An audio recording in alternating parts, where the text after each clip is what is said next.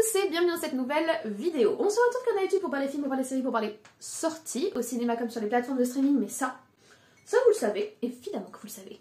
Et si on se retrouve aujourd'hui, c'est pour parler de la grosse sortie super héroïque du moment, le retour du MCU en salle, vous le savez, je le sais, tout le monde le sait, en tout cas du moins les gens qui continuent encore aujourd'hui à suivre le MCU et ils sont de moins en moins nombreux.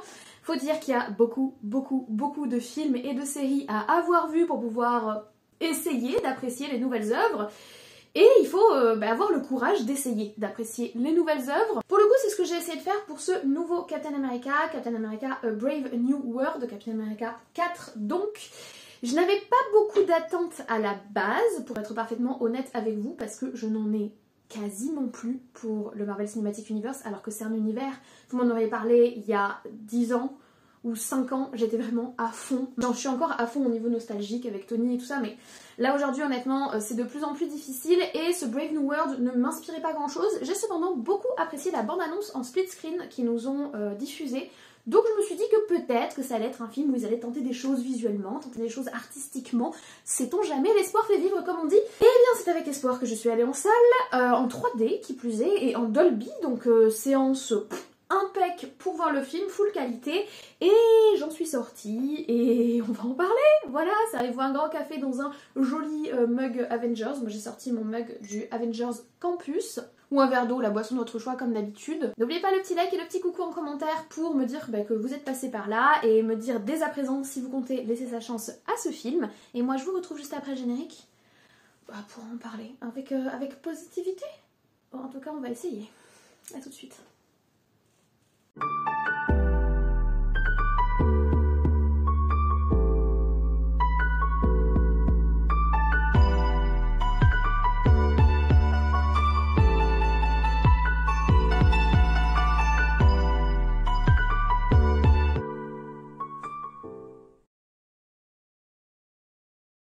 Alors, Captain America Brave New World, donc Captain America 4 comme je vous l'ai dit, et donc la suite du MCU. Je vous refais pas tout le blabla sur les différentes phases, les 3 premières, puis la phase 4 qui a été galère, et la 5e où on en est aujourd'hui. Je vous ai fait tout un tas de vidéos sur la chaîne, donc je vous renvoie vers ces vidéos où déjà je vous donne mon avis sur la phase clôturée et la Infinity Saga, que j'avais beaucoup apprécié, et mes espoirs un peu douchés de ces suites qui sortent au cinéma. Ce Captain America, c'est donc le premier film Captain America, enfin intitulé Captain America, où nous n'avons pas Steve Rogers comme Captain America, mais à la place Sam Wilson. C'est quelque chose qui avait été introduit dans Endgame et qui a été confirmé dans la série Falcon and the Winter Soldier qui est sortie il y a quelques temps sur Disney+, et qu'il faut avoir vu pour aller voir ce film.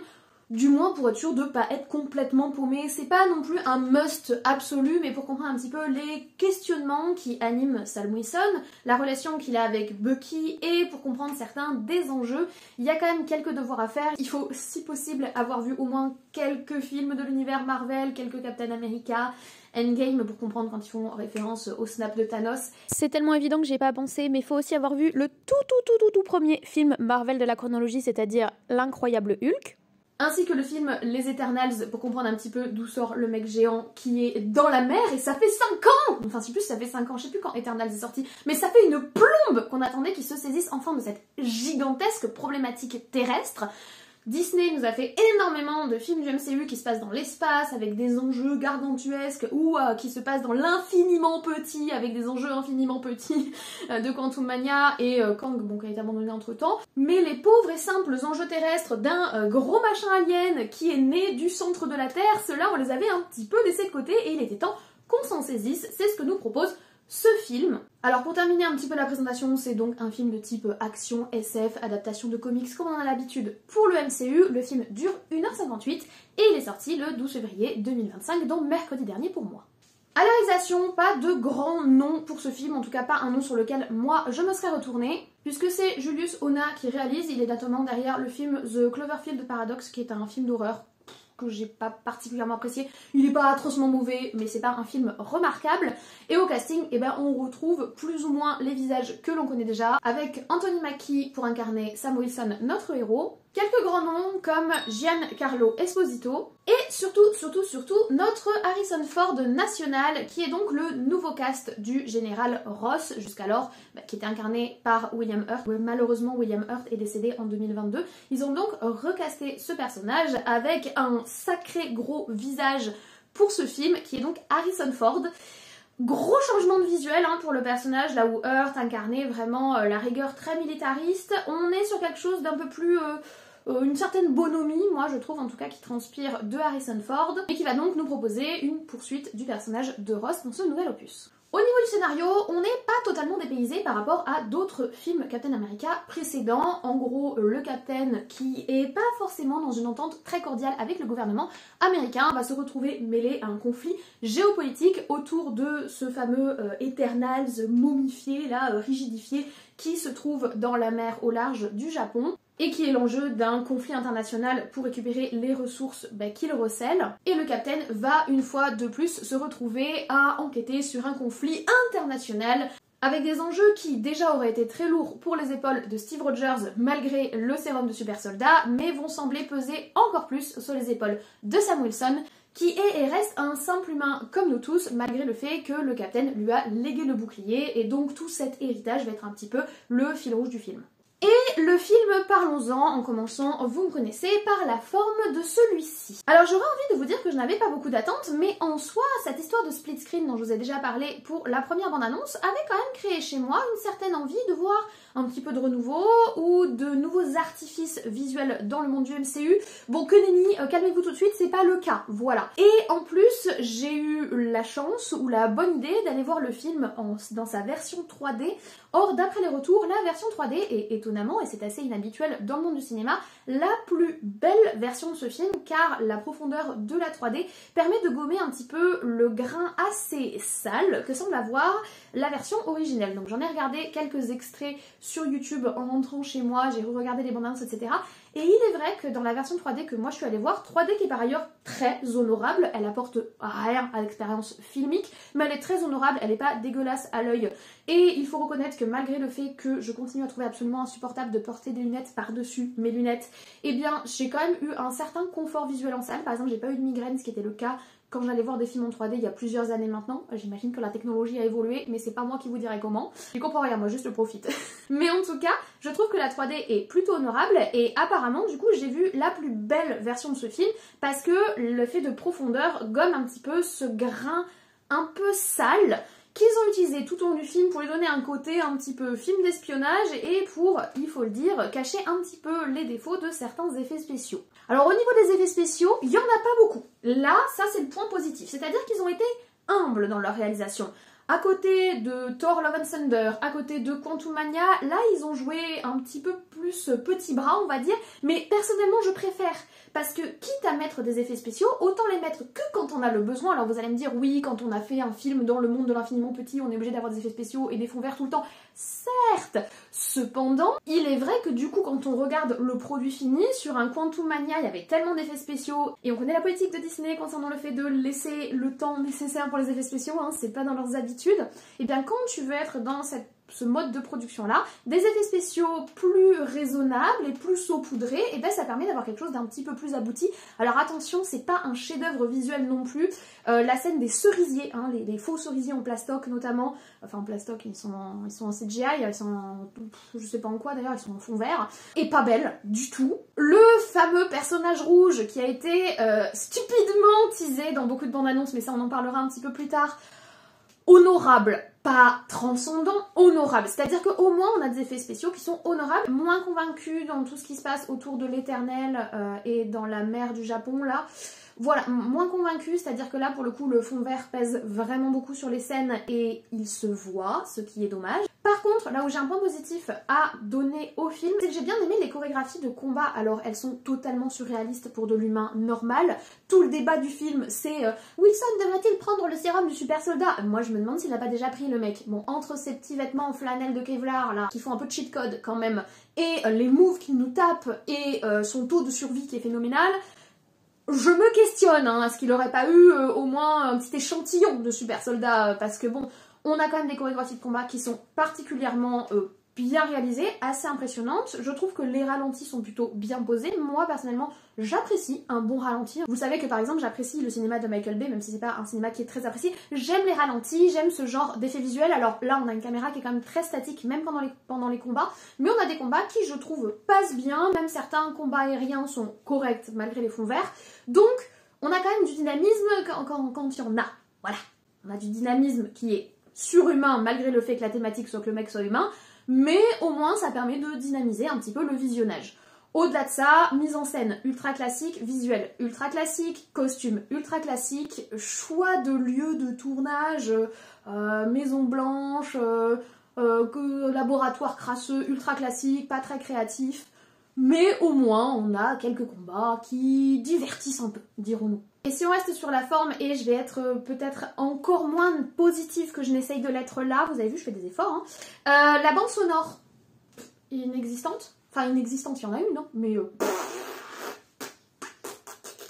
il n'y a aucun thème qui m'a marqué. On est dans le MCU. Dans le MCU où j'étais capable de reconnaître les yeux fermés, le thème d'Iron Man, le thème de Captain, le thème des Avengers, le thème de qui vous voulez. Là, voilà. C'est tout ce que j'ai à dire sur la musique. Merci d'avoir participé, merci d'avoir fait écran de fumée, voilà, au moins on n'était pas dans le silence. Mais ça s'arrête là quoi, clairement, donc voilà, c'était le point musical. Malheureusement, l'enthousiasme que vous sentez ressortir, hein, enthousiasme évidemment, je suis ironique, ne va pas s'améliorer quand on va passer sur le fond du film. Hein. Je vous propose qu'on y aille. Mais avant de passer sur ce genre de petites réjouissances, et je sais que vous les attendez, je fais un petit point pour remercier le sponsor de la chaîne, l'application Monstera. L'application Monstera, ça fait un moment que je vous la présente sur la chaîne. C'est une application qui vous aide à entretenir vos plantes. Et d'ailleurs, j'en profite pour vous présenter la petite nouvelle acquisition de juste hier, qui a besoin d'un petit arrosage. C'est la 61e plante, je crois. Oui, je sais, ne me jugez pas. Ok, ça me fait plaisir d'être entourée de toute cette verdure. Et heureusement pour moi, pour m'aider à m'occuper de tout ça, j'ai l'application. Donc pour enregistrer une nouvelle plante, il vous suffit de la photographier. L'application la reconnaît immédiatement. Une sorte de reconnaissance faciale pour les espèces de plantes. Et ensuite, vous avez juste à l'enregistrer et l'application vous dira quand l'arroser, quand la brumiser, quand la rempoter, quand nettoyer les feuilles. Bref, toutes les étapes d'entretien incontournables pour garder ces plantes en vie. Et j'espère que celle-ci restera longtemps avec nous. Elle est trop mignonne, sérieusement. En tout cas, l'application, ça fait plusieurs semaines, plusieurs mois maintenant que je l'utilise. J'en suis extrêmement satisfaite. C'est une application qui permet vraiment de se débarrasser de la charge mentale de l'entretien des plantes et qui en plus propose un aspect communautaire qui est super chaleureux et super sympa parce que on a des petits tips, ils font des articles de blog pour nous parler d'espèces de plantes qu'on ne connaîtrait pas, pour nous donner des conseils sur comment les entretenir en hiver quand la luminosité baisse, etc. Donc c'est super sympathique. Ils ont également un compte Instagram qui est super actif et que je vous partage de temps en temps sur mes réseaux et le gros avantage de l'application c'est qu'elle est accessible gratuitement, vous l'installez que ce soit sur Apple ou sur Android. La version gratuite est déjà extrêmement complète. Et si vous prenez la version premium qui n'est pas très chère, elle est à 29,99 € à l'année, donc c'est le prix d'une grosse plante. Pour vous faire une idée, celle-ci je l'ai payée 12,90 €. Donc en gros, pour le double du prix de cette plante, je peux entretenir toutes les autres. Et ça me permet d'enregistrer autant de plantes que je veux et d'avoir des petites notifications chaque fois que j'ai un entretien à faire, comme les arroser par exemple. Et la super nouvelle de cette vidéo, c'est que si vous souhaitez tester le premium, eh bien l'application Monstera a mis en place un code pour mes abonnés, c'est le code LILY, L-I-L-Y. Si vous le rentrez, en fait, vous pouvez tester le premium pendant un mois gratuitement. Vous ne serez pas débité au moment où vous souscrirez du coup cet abonnement. Vous testerez pendant un mois et puis au bout d'un mois, dans ce cas-là, vous pourrez choisir de rester dans l'option premium ou pas. Franchement, je vous encourage vivement à tester. Vous m'en direz des nouvelles. Moi, je trouve vraiment que c'est la version la plus complète de l'application. Et d'autant plus que là, vous la testez gratuitement. Personnellement, je suis très contente de travailler avec eux. C'est une application qui est fiable, avec un super suivi, une super équipe et qui m'est en plus réellement utile au quotidien. Donc n'hésitez pas à aller voir les petits liens que je vous ai mis en description pour découvrir tout ça. Merci à eux de me soutenir pour cette vidéo. Et nous, on va passer à la suite. Oui, ça va faire mal, ça va faire mal. Préparez-vous, ça va faire mal. Le fond du film. Si tu y regardes pas de trop près, si tu creuses pas le sujet, ça va. Franchement, ça va. Si tu creuses pas ton sujet, ça va. Mais quand tu commences à t'intéresser aux détails, quand tu commences à t'intéresser au pourquoi du comment, quand tu commences juste, ne serait-ce que à te résumer l'histoire du film dans ta tête, tu te rends compte que petit 1, c'est un Winter Soldier de Wish. C'est-à-dire qu'ils ont repris non seulement les enjeux, mais le scénario de Winter Soldier version Wish, version moins bien, version allégée, version inaboutie, version j'ai mal développé mes personnages, oups, désolé. Donc rien que ça, c'est un problème. Mon meilleur ami, il est super fort, mais il a été manipulé par des méchants et du coup il fait des trucs de méchants et je vais rentrer dans l'illégalité pour sauver mon meilleur ami et prouver que c'est un gentil. C'est littéralement le scénario de Winter Soldier, version simplifiée, parce que le scénario de Winter Soldier était beaucoup plus riche et c'est pour moi un des meilleurs films de la saga de l'infini et du Marvel d'avant. Eh bien là c'est la même histoire, c'est-à-dire qu'il confronte Sam Wilson aux enjeux auxquels on a déjà confronté Steve Rogers, sauf que forcément ce sera moins bien déjà parce qu'ils n'ont pas réussi à aboutir le Captain America de Sam Wilson, donc forcément on va souffrir de la comparaison avec le Captain America de Steve Rogers, auquel on est plus attaché, et en plus qui est mieux construit, mieux écrit, plus pertinent que le Captain America de Sam Wilson, où ils sont là, le cul entre deux chaises, à pas savoir ce qu'ils veulent en faire. Tout le film, tout le déroulé du film, c'est est-ce qu'on veut qu'ils prennent le sérum ou pas? Est-ce qu'on veut qu'ils prennent le sérum ou pas? Est-ce qu'il faut qu'ils prennent le sérum? S'il prend le sérum, il deviendra Steve Rogers, mais on veut pas qu'il soit complètement Steve Rogers parce qu'on veut entretenir la différence entre les deux. Mais à la fois, la différence entre les deux fait que notre personnage n'a aucun intérêt. Moi, je me demande clairement pourquoi ils ont voulu en faire un Captain aussi abouti. Pourquoi ils en ont pas fait un Falcon America? C'est-à-dire, on reconnaît qu'il y a une totale différence entre Sam Wilson et Steve Rogers. On reconnaît que dans cet univers-là, cette terre-là, cet univers parallèle-là, eh bien, Sam Wilson ne sera jamais ce qu'était Steve Rogers. Et c'est là que c'est plutôt intéressant puisqu'on retrouve certains personnages de la série Falcon and the Winter Soldier, notamment le personnage de Isaiah qui est réintroduit dès le début du film. Le personnage de Isaiah, pour moi, il incarne une sorte de reliquat de la puissance qu'était Steve Rogers et de cet esprit de l'ancien Captain, si vous voulez. Et ça aurait été intéressant de faire une confrontation littérale entre l'esprit de Isaiah et l'esprit de Sam Wilson et la vision qu'il a. Bon, c'est pas du tout ce qu'ils font, hein. Là je suis en train de vous pondre ce que moi j'aurais aimé voir. Ce n'est pas le cas. Là, le film, il est juste constamment le cul entre deux chaises, à part savoir ce qu'il veut faire de son personnage. Et c'est un problème, je suis désolée d'avoir à le dire. D'autant plus si derrière, tes enjeux ne sont pas bien écrits, ta géopolitique n'est pas bien écrite, tes personnages sont mal définis. On a un casting qui envoie du pâté sévère. On a un casting où on a des personnes, si on les dirige bien, ça peut être stylé. Et non!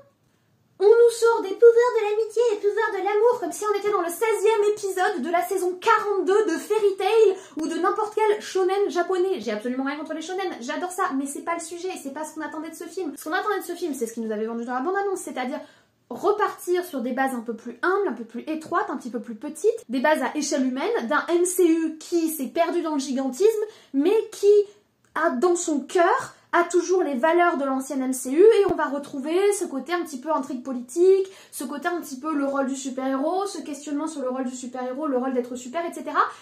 Et non.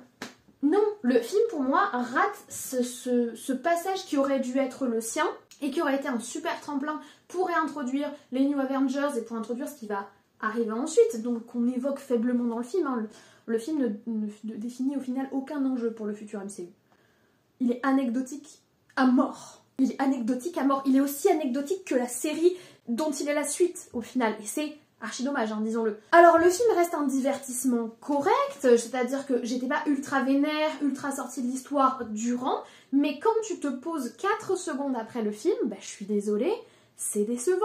C'est décevant pour ce qu'est le MCU, si vous voulez, mais c'est décevant ne serait-ce que pour le film lui-même. Le film n'a pas d'enjeu. L'antagoniste est un désastre. L'antagoniste est un désastre. Vraiment.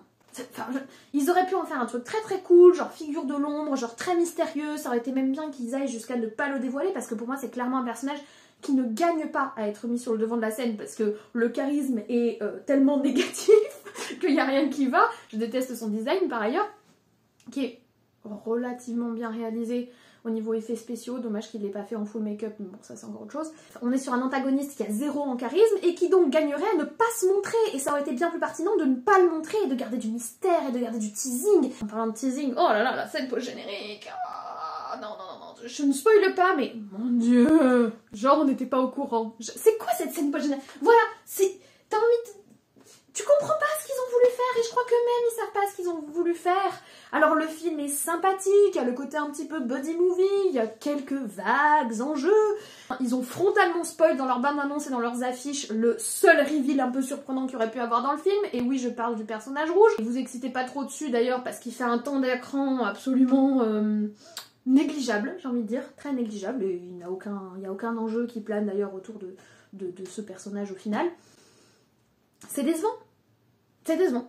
C'est décevant. C'est pas aussi mauvais que ce qu'on a pu avoir dans du Marvel phase 4, phase 5, mais c'est très décevant. Et si c'est ça qui est censé lancer le nouvel engouement, et si c'est ça qui est censé être le promontoire pour ce qui arrive par la suite, aïe aïe aïe aïe aïe aïe aïe. Bon après vous me direz, c'est pas un film sur lequel j'ai beaucoup d'attentes, j'ai beaucoup plus d'attentes pour les 4 Fantastiques par exemple, et j'espère que les 4 Fantastiques vont apporter ce renouveau que j'attends, et vont apporter ce vent de fraîcheur, et vont apporter ce promontoire, et cette énergie, et cet élan vers ce qui est censé quand même nous arriver sur la gueule, et qui n'est pas minime, c'est-à-dire les New Avengers et Doomsday.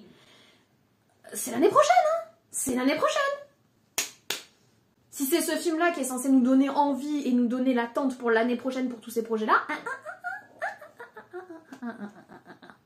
et je vais m'arrêter là et on va en venir à mon bilan.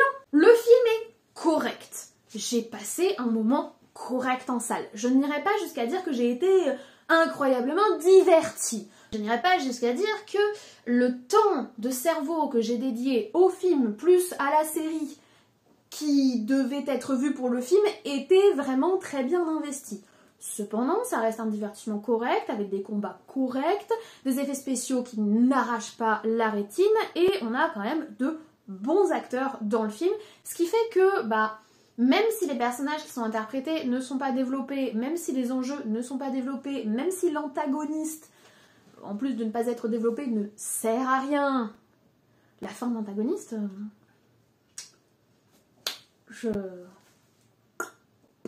Là, je veux dire, ça se termine en notre boudin, quoi. Le charisme est vraiment... faudrait une affiche, vous savez, rechercher mort ou vif le charisme de l'antagoniste, quoi. Enfin bref. Mais en tout cas, il y a beaucoup de défauts. Le film est décevant par rapport à ce qu'il pourrait être. Le film est décevant par rapport à ce qu'il devrait être pour cet univers. Cependant, si tu te poses pas toutes ces questions-là et que tu te secoues pas le neurone au point où je me le secoue pour Marvel, et je sais toujours pas pourquoi je fais autant de frais d'ailleurs, donc j'imagine que ça me fait plaisir, puis que vous aimez bien me voir râler, mais bon ça c'est encore un autre sujet, le film reste un divertissement correct en salle, mais il faut vraiment y aller avec le niveau 0 de l'attente, le niveau 0 de l'enjeu et le niveau 0 de l'envie pour cet univers. En fait, ça manque d'ambition, ça manque d'idées, ça manque d'ambition, ça manque d'art, de passion, ça manque de passion. Où est la passion? On a perdu la passion. Et j'espère que la passion va revenir pour les 4 Fantastiques, parce que c'est un projet qui me fait envie. Et il y a Thunderbolt entre temps, on en parlera. Est-ce que j'ai envie? Non, j'ai pas envie de Thunderbolt. Mais j'irai le voir, on sait jamais, la surprise, on peut être surpris. Quand t'as pas d'attente, tu peux toujours être surpris. Est-ce que là j'ai été surprise? Non. Cependant, j'ai passé une soirée sympa avec les potes et j'ai pu apprécier une 3D qui m'a pas donné la migraine, et ça c'est plutôt un bon dénouement. Et du coup, est-ce que je vous recommande le film? Oui, si vous avez 2 heures de votre vie, vous savez pas trop quoi faire, vous voulez passer un moment sans aucune prise de tête, sans réflexion, très linéaire, sans vraiment d'enjeu et sans emphase, mais un moment qui reste somme toute correct, je dis bien correct, sans plus. Avec un micro-dodo possible. Et Manon vous proposera, si vous le souhaitez, un micro-dodo si tant est que vous soyez dans la salle avec les sièges confortables, ce qui est notre cas. Et je pense qu'elle a dormi. T'as dormi combien de temps, Manon? 15 minutes. 15 minutes. Ah oui, c'était un très micro-dodo. J'ai quand même compris le film. Et elle a quand même... Je crois que ça c'est le pire. Non mais ça c'est révélateur, les amis, c'est révélateur. Et il est en VO. Elle a dormi 15 minutes dans un film en VO. Manon n'est pas bilingue. Et elle a quand même compris le film. Voilà, je pense qu'on restera sur ça. On va rester sur ça. Voilà, je vous remercie d'avoir regardé cette vidéo sur, du coup, Captain America Brave New... Non, si c'est ça. Sur Captain America Brave New World, si j'oublie le titre du film, on va pas aller très loin, mais celle, elle me déconcentre. J'espère que la vidéo était quand même intéressante pour vous, en soi, ben voilà, hein, une fois encore, on patauge, ça patauge, mais peut-être que de tout ce marécage finira par sortir quelque chose de bien. En tout cas, moi, je continue d'y aller tel le pigeon que je suis, mais ça me permet de vous faire des petits retours dessus pour peut-être vous économiser une sortie en salle ou vous décidez à aller voir le film. Dites-moi d'ailleurs du coup si c'est l'un ou l'autre en commentaire. Laissez-moi un petit emoji pouce en l'air si je vous ai motivé à voir le film et laissez-moi un petit emoji vers le bas pour me dire si clairement ça ne vous tente pas. Comme ça je saurais que vous êtes arrivé jusqu'à ce niveau de la vidéo. N'oubliez pas de vous abonner si ce n'est pas encore le cas. On parle de Marvel mais pas seulement, on parle de sorties de manière générale et là j'ai très hâte de trouver 3h30 de ma vie pour aller voir The Brutalist qui était l'autre très grosse sortie de la semaine et je pense qu'on est clairement pas sur le même niveau. La réal a l'air incroyable et puis Adrien Brody, cœur sur lui, j'adore cet acteur. Donc on parle de sorties cinéma, de sorties plateforme, de sorties séries, etc. Donc n'hésitez pas à aller visiter la chaîne et à vous abonner. N'oubliez pas le petit like qui permet de référencer la vidéo et moi je ne vous embête pas plus. Je vous souhaite une très bonne journée, une très bonne semaine et de très bon visionnage. Peut-être un rattrapage de la série Falcon and the Winter Soldier dans le but d'aller avec un moult enthousiasme voir ce nouveau Brave New World. Jusqu'à là, bon courage à vous hein. Et d'ici la prochaine vidéo, prenez soin de vous, je vais essayer d'en faire de même et on se dit comme toujours, à très vite.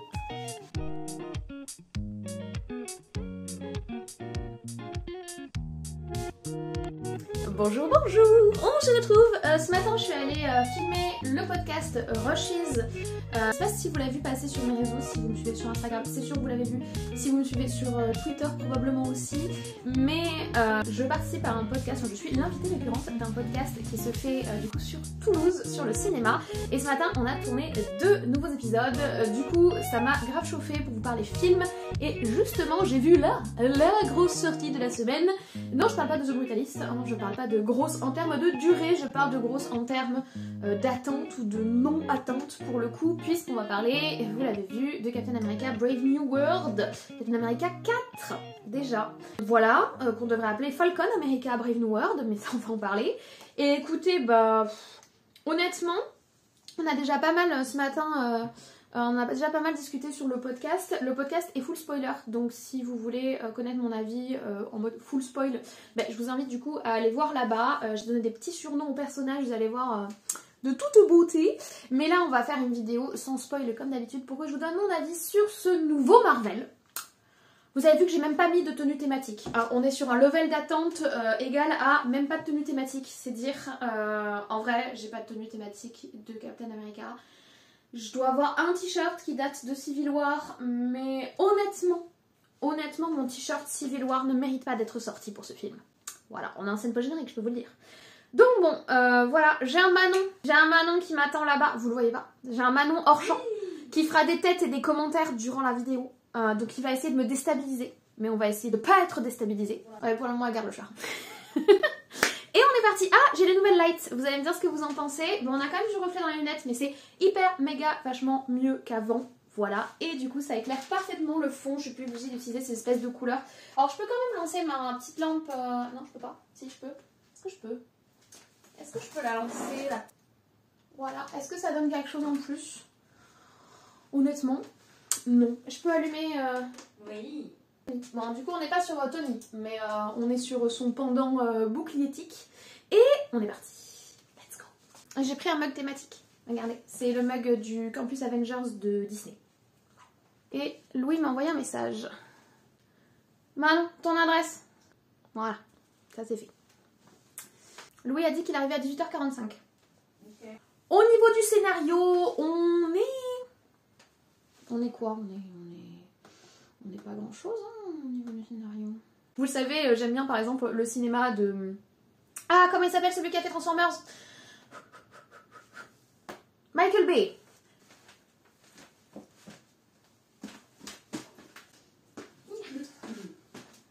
J'aurais dû le dire, assistant de Sherpa. Voilà. Hein? Ça vous pourrez suivre son activité.